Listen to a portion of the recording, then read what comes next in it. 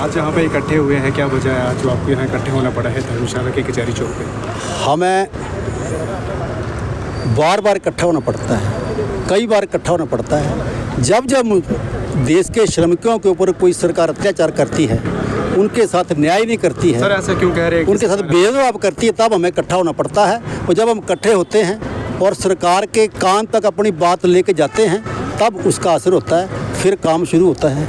क्योंकि लगता है कि आज आप यहाँ इकट्ठे हुए सरकार के कान तक ये बात जाएगी? ये सरकार के कान तक बात हमने पहुंचाने के लिए आज डीसी साहब के के माध्यम से हिमाचल प्रदेश के राज्यपाल महोदय जी को यहाँ से हमने मांग पत्र देना है। उस मांग पत्र के ऊपर हमने सारा कुछ लिखा हुआ है। जो हिमाचल प्रदेश सरकार का श्रम विभाग, जिसकी नीयत में खोट है, जो मज़दूरों का भला करना नहीं चाहता है, जिसका जिम्मा उसको दिया हुआ है, श्रम विभाग को यही जिम्मा दिया है कि मज़दूरों की वेलफेयर के लिए काम करना है। लेकिन यहाँ धर्मशाला में तो मज़दूर बादल फटने से ही बह जाते हैं। तो क्या सुरक्षा है मज़दूरों की? और इनकी सुरक्षा के लिए BOCW एक्ट बना हुआ है, भारत सरकार ने बनाया है कि सबसे पहले इन मज़दूरों की देश के अंदर सुरक्षा, दूसरा स्वास्थ्य और तीसरा जो एस्पेक्ट है वो इनके लिए कल्याण करने का एक्सेप्ट है, जिसमें से तीनों काम करने में हिमाचल सरकार असफल हो चुकी है।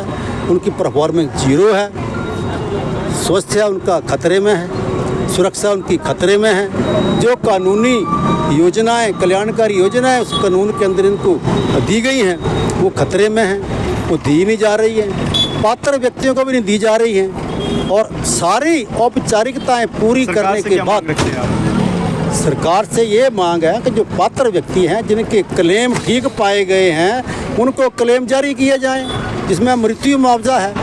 मृत्यु मुआवजा जो है उसके अंदर ये प्रोविज़न है कि जब वर्कर की डेथ होती है तो उसका संस्कार भी बोर्ड के पैसे से होना है। अगर आपकी मांग पूर्ण नहीं हुई तो आगामी क्या कार्रवाई रहेगी आपकी? हमारी मांग पूरी ना हुई तो हमने मेमोरेंडम के अंदर लिखा हुआ है कि 1 महीने तक अगर इन मज़दूरों को क्लेम जारी ना किए गए, इनका जो बनता अधिकार है कानूनी ना मिला, इनके साथ इंसाफ ना हुआ, तो फिर हम बड़े आंदोलन की तैयारी करेंगे, जो कि शुरू हो चुका है, बाकी जिलों में चल रहा है और पूरे प्रदेश के अंदर इसको बड़े पैमाने पर फैला दिया जाएगा।